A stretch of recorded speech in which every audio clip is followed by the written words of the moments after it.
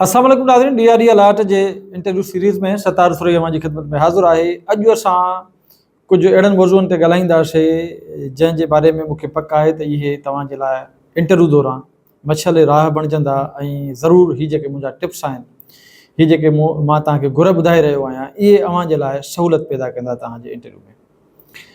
हाणे हमेशह इहा ॻाल्हि तव्हांखे ज़हन में रखणी पवंदी त इंटरव्यू में ॻाल्हाइण जो हुनुर जीअं मां गुज़िरियल वीडियो में ॿुधाए आयो आहियां त तव्हांखे पेश करिणो आहे, प्लस में तव्हांखे तक़ाबली जाइज़ो पेश करिणो आहे। यादि रखो त इंटरव्यू वठंदड़ सिर्फ़ु तव्हां खां मालूमात न वठंदो, पर तव्हांजी मालूमात खे छंडींदो, छाणींदो ऐं महसूसु कंदो। जेसीं ताईं मुतमइन न थींदो तेसीं ताईं तव्हांजी जान न छॾींदो। इहो तव्हांखे ज़हन में रखणु खपे, छाकाणि त हुनखे फ़ैसिलो करिणो आहे त 5 उमेदवार मूं वटि आया आहिनि ऐं 5 उमेदवारनि मां वधीक बहितर उमेदवार कहिड़ो आहे। त इहो फ़ैसिलो करण जे लाइ हुनखे जेको आर्ट आहे उहो इहो आहे त उहो तव्हांजी स्टडी खे, तव्हांजे अभ्यास खे, तव्हांजे मुताले खे पुथलाईंदो 5 सवालनि जे ज़रिए, ऐं इहो ॾिसणु चाहींदो त अव्हांखे तव्हांजी नॉलेज उन ताईं पहुचाइण जो हुनुर आहे या न, ऐं तव्हांखे ॿिनि शयुनि जे विच में तक़ाबली जाइज़ो करणु अचे थो या नथो अचे। छाकाणि त अदबी तारीख़ आहे, अदब आहे, अदब में तक़ाबली जाइज़ो तव्हांखे पेश करिणो पवंदो। मिसाल जे तौर ते हू तव्हांखे चवनि था त बाबा जिदत पसंदी ऐं जदीदियत में कहिड़ो फ़र्क़ु आहे, त अव्हांजे इल्म में हुजणु घुरिजे त ॿिन्ही में फ़र्क़ु कहिड़ो आहे। तव्हांजो मुतालियो हूंदो त तव्हां चवंदो साईं जिदत बुनियादी तौर ते चइबो आहे अॻु मौजूदु कंहिं शइ में नई शइ जो इज़ाफ़ो। नंबर 1 त ॻाल्हि इहा। जिदत चइबो आहे अॻु मौजूदु रवायत में हिकु नई रवायत जो इज़ाफ़ो। ऐं तव्हां चई सघंदो त जिदत पसंदी माना जिदत यानी नवाण ऐं नई शइ जो इज़ाफ़ो, ऐं जदीदियत बाक़ाइदा हिकिड़ी तहरीक आहे, हिकिड़ो लाड़ो आहे, ऐं इहा इन जो तालुक़ु वरी हिकिड़े इरा सां आहे, हिकिड़े दौर सां आहे। जेकॾहिं मुख़्तसिर लफ़्ज़नि में तारुफ़ कराइजे त जदीदियत जेका आहे 1970 में अंग्रेज़ी अदब मां, यूरोपी अदब मां असां वटि सिंधी अदब में ही लाड़ो आयो, माना ही जदीदियत जी जेका तहरीक आहे उन जो तालुक़ु उन हिकिड़े ख़ासि टाइम पीरियड सां आहे। ठीकु, जॾहिं त जिदत जो तालुक़ु असांजे हर दौर सां आहे। मिसाल जे तौर ते तव्हां चई सघंदो त साईं हाणे सूमरनि जो दौरु जॾहिं असां ॾिसूं था त उन दौर में जेको असां वटि सिंधी अदब आहे ऐं उन जूं जेके सिन्फ़ूं आहिनि, उन जी भेट में असां वरी जॾहिं समन जे दौर में अचूं था त असांखे उन्हनि में जिदत नज़र अचे थी। यानी असां चवंदासीं त जिदत सिंधी अदब में हर ईंदड़ दौर में रही आहे ऐं पंहिंजे पंहिंजे तरीक़े सां ऐं पंहिंजे पंहिंजे अंदाज़ सां उन पंहिंजो तारुफ़ करायो आहे जिदत। जीअं सूमरनि जे दौर जी जॾहिं असां ॻाल्हि था कयूं त असां चऊं था त सूमरनि जो दौरु भटनि, भाणनि ऐं चाणनि जो दौरु आहे, ईअं चऊं था। ऐं जॾहिं समन जे दौर जी ॻाल्हि कंदा आहियूं त असां चवंदा आहियूं त समन जे दौर में सिंध जो क्लासिकी अदब पंहिंजो हिकिड़ो अदबी मयार सां साम्हूं अचे थो। यानी असां चऊं था समन जे दौर में त सिंध जे क्लासिकी अदब खे हिकिड़ो बाक़ाइदे अदबी मयार अता थियो। सिंध जे क्लासिकी अदब खे भटनि, भाणनि ऐं चाणनि जे मुबालगा आराईअ मां ॿाहिरि कढंदड़ काज़ी कादन असांखे हिन दौर में मिले थो। यानी असां चवंदासीं त काज़ी कादन समन जे दौर में हिकिड़ी जिदत आहे, जिदत खणी आयो, नवां ख़्याल खणी आयो, नओं फ़िक्र खणी आयो जेको अॻु मौजूदु न हो। यानी सूमरनि जे दौर में जेके ॻाह लिखिया विया उन जो अंदाज़े बयां ऐं उन जी हैत, उन जो फॉर्मेट ऐं उन जो फ़िक्र पंहिंजो आहे। पर समन जे दौर में जेके ॻाह बि लिखिया विया इवन त उन्हनि में बि अलॻि तव्हांखे तब्दीली नज़र ईंदी, जिदत नज़र ईंदी।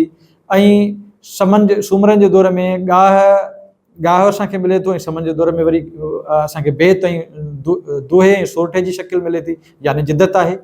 ठीकु आहे, हाणे मां तव्हांखे जिदत सम्झायां थो त जिदत असांजे दौरनि में कीअं रही आहे त जीअं तव्हांजी अंडरस्टैंडिंग बिल्कुलु क्लियर थी वञे इन हवाले सां। अहिड़े तरीक़े सां गिनान आहिनि। मिसाल जे तौर ते त गिनान जो जेको शेप आहे या जेको फॉर्मेट आहे या जेको फ़िक्र आहे उहो असांखे पीर सदरुद्दीन वटि मिले थो, पीर नूरुद्दीन वटि मिले थो। उन खां पोइ अॻिते हली जॾहिं असां समन जे दौर में अचूं था त असांखे गिनान वारो जेको तसव्वुफ़ वारो एलिमेंट आहे उहो असांखे काज़ी कादन वटि हिकिड़े नए अंदाज़ सां मिले थो। वरी असांखे गिनान मां अॻिते जॾहिं अॻिते हलूं था अरगुननि जे दौर में त गिनान मां असांखे काफ़ी निकिरंदे लॻे थी, यानी काफ़ी माना जिदत। ठीकु आहे, हाणे सिन्फ़ुनि में बि जिदत, फॉर्मेट में बि जिदत ऐं फ़िक्र में बि जिदत। अहिड़े तरीक़े सां वरी तुरखान दौर में असां अचूं था त असां वटि शाह करीम सूफ़ी शाइरीअ में हिकिड़ी नई जिदत खणी आयो। इहो ई सबबु आहे जो असां शाह करीम खे वधीक पसंदि था कयूं, छाकाणि त काज़ी कादन खां पोइ जॾहिं शाह करीम जो मुतालियो कयूं था त असांखे शाह करीम वटि तसव्वुफ़ जी जेका रम्ज़ आहे उहा बि निराले अंदाज़ सां मिले थी, उनजो फ़िक्र बि असांखे निराले अंदाज़ सां मिले थो, उन में असांखे सिंधी ॿोलीअ जो सिंधी पढ़ो बि निराले अंदाज़ सां मिले थो, यानी जिदत आहे। ठीकु आहे, त असां जिदत खे ईअं डिस्कस कंदासीं पंहिंजे इंटरव्यू कमेटी जे आॾो त जीअं असांजे मुताले जी रिचनेस बि उन्हनि खे अंदाज़ो थी वञे, असांजी अप्रोच जो बि अंदाज़ो थी वञे। अहिड़े तरीक़े सां जीअं जीअं असांजो अदब अॻिते निकिरंदो थो अचे पियो त असां तव्हां ॾिसंदो त अॻिते हली मेन शाह इनायत रिज़वी वटि वाई मिले थी, जंहिंजी जेका इर्तकाई जेका शिकिल आहे, इब्तिदाई शिकिल आहे, उहा ज़ाहिर आहे गिनान आहे। ठीकु आहे, घाड़ेटा वाईअ जा ऐं काफ़ीअ जा साॻिया ई गिनान वारा आहिनि, हुन में थोरी तब्दीली आई आहे, माना जिदत आई आहे। अहिड़े तरीक़े सां जिदत सां भरपूर शाइरी असांखे वक़्त सां गॾोगॾु मिले थी। जॾहिं असां अंग्रेज़ दौर में था अचूं त असांखे अंग्रेज़ दौर जो सॼो अदब जिदत सां भरपूर थो मिले, अफ़सानवी अदब हुजे या नज़मिया अदब हुजे। असां वटि अब्दुल हुसैन सांगीअ वटि जिदत पंहिंजी आहे, ऐं वरी नवाण जेका असांखे अॻिते हली अयाज़ वटि जेका नवाण आहे, अयाज़ जे फ़िक्र में जेका नवाण आहे उहा अलॻि मिले थी, माना जिदत सां भरपूर आहे। ठीकु आहे, त हाणे उमेद थो कयां मां त जिदत वारो जेको कॉन्सेप्ट आहे उनखे मां लिंक ॾेई मां तव्हांखे इन जे करे सम्झायो आहे त जीअं जिदत जो कॉन्सेप्ट तव्हांजे आॾो बिल्कुलु क्लियर थी वञे त जिदत जो तालुक़ु कंहिं हिकिड़े इरा सां कोन्हे, हिकिड़े दौर सां न आहे, हीउ हिकिड़ो वहिकिरो आहे ऐं इहो वक़्त सां गॾोगॾु वधंदो आयो आहे ऐं सिंधी अदब में जिदत सां भरपूर रहियो आहे। शाह लतीफ़ खे ॾिसूं था असां कलोड़नि जे दौर में, त उहो बिल्कुलु नवां ख़्यालु खणी आयो, नई माना उन वटि जिदत ऐं जिदत आहे शाह साईं वटि। उन वटि लोक दास्ताननि खे बयानु करण जी जिदत पंहिंजी आहे, माना उन्हनि लोक दास्ताननि खे जंहिं तरीक़े सां तमसीली अंदाज़ सां ॻायो आहे लतीफ़ साईं, उनजो मिसाल ई कोन थो मिले पियो। लतीफ़ साईं वटि जिदत इहा आहे त उन फ़ारसी तरकीबुनि खे तर्क करे छॾियो ऐं सिंधी तरकीबुनि जो इस्तेमालु कयईं, सिंधी ॿोलीअ खे इस्तेमालु कयईं, उहे लफ़्ज़ इस्तेमालु कया अथई जेके लफ़्ज़ इलाइक़नि जी नुमाइंदगी कनि था। यानी लाड़ वियो आहे त लाड़ जी ॿोली इस्तेमालु कई अथई, उतर वियो आहे त उतर जो लहजो इस्तेमालु कयो अथई, नवां लफ़्ज़ खणी आयो आहे, हिकिड़े ई शइ जा बेशुमार नाला ॾिना अथई, पुनुअ खे बेशुमार नालनि सां पुकारियो अथई, उठ खे बेशुमार नालनि सां पुकारियो अथई, यानी उनजी फ़िक्री नवाण ऐं उनजी फॉर्मेट माना घाड़ेटनि वारी नवाण तव्हांखे मुतासिर कंदड़ लॻंदी लतीफ़ साईं जी। यानी तसव्वुफ़ जी स्कूल ऑफ थाट हू नए अंदाज़ सां खणी आयो, त यानी असां चवंदासीं त लतीफ़ साईं पंहिंजे दौर में हिकिड़ी वॾी जिदत खणी आयो। हाणे जॾहिं अचूं था जदीदत ते, त जदीदत जो लाड़ो ख़ासि हिकिड़े मख़सूस टाइम पीरियड जी ॻाल्हि थो करे पियो, ऐं सिंध में जदीदत जा जेके अफ़साना निगार आहिनि या लेखक आहिनि उन्हनि में असांजे माणिक जो शुमार थिए थो सरे फ़हिरिस्त, मुश्ताक शोरो, शौकत हुसैन शोरो, कहर शौकत ऐं असांजी खैरुनिसा जाफ़री, माणिक। हाणे इहे जेके असांजा लेखक आहिनि इहे जदीदत जा लेखक आहिनि। हाणे थोरो मां हिते तव्हांखे डिटेल में कुझु शयूं सम्झाइणु चाहियां थो पियो, इनखे थोरो गौर सां ॿुधो। जॾहिं जदीदत जी ॻाल्हि था कयूं त यानी हीउ हिकु अहिड़ो फ़िक्र आहे जेको फ़िक्र चवे थो त फ़र्द जी पंहिंजी जेका दाख़िली कैफ़ियत आहे, यानी फ़र्द जी अंदर जा जेके इसरार आहिनि, कैफ़ियतूं आहिनि, पीड़ा आहे, फ़र्द जी भोगना आहे, महसूसात आहे, उन जा जेके नफ़्सियाती मुंझारा आहिनि, उन जा जेके जिनसी मुंझारा आहिनि, उन्हनि ते लिखिजे।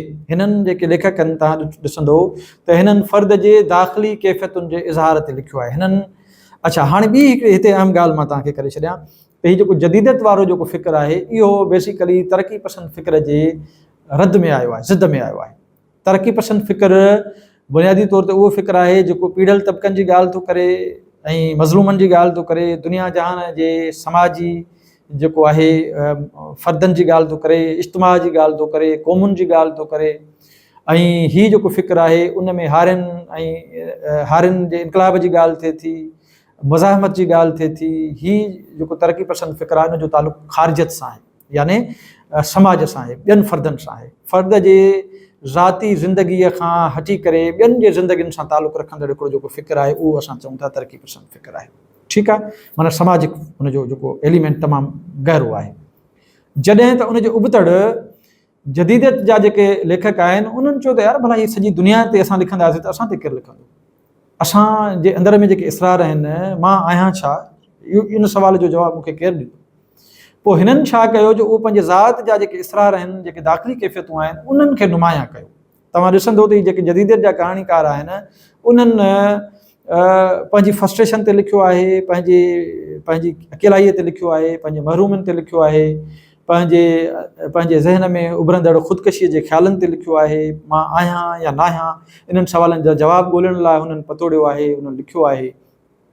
हवेलीअ में क़ैद औरतूं जिन जा हक़ बख़्शराया वञनि था, जिन जी शादी नथी कराई वञे, उन्हनि में जेके जिनसी पीड़ाऊं भोगराऊं पैदा थियनि थियूं, ख़्वाहिशूं पैदा थियनि थियूं, घुट ऐं ॿूसट जो जेको माहौल पैदा थिए थो, उन्हनि खे हिननि पंहिंजनि कहाणियुनि में समायो आहे। नौजवान नसुल बेरोज़गारी बेक़रारी में कीअं भोगे थो, उन्हनि जे कैफ़ियतुनि खे हिननि समायो आहे। ऐं हिकु नौजवान जी हैसियत सां, हिकु फ़र्द जी हैसियत सां उहे पाण खे कीअं था ॾिसनि पिया, उनखे उन्हनि समायो आहे। त यानी विॻाणप, मायूसी, उदासी, ज़िंदगीअ जा इसरार, इन्हनि जो तालुक़ु फ़र्द जे दाख़िली कैफ़ियतुनि सां आहे। ऐं ही जदीदियत जा जेके कहाणीकार आहिनि, उन्हनि इन ॻाल्हि खे वधीक ज़हन में रखी बाक़ाइदा इन ते कलम खयो आहे, इन ते लिखियो आहे।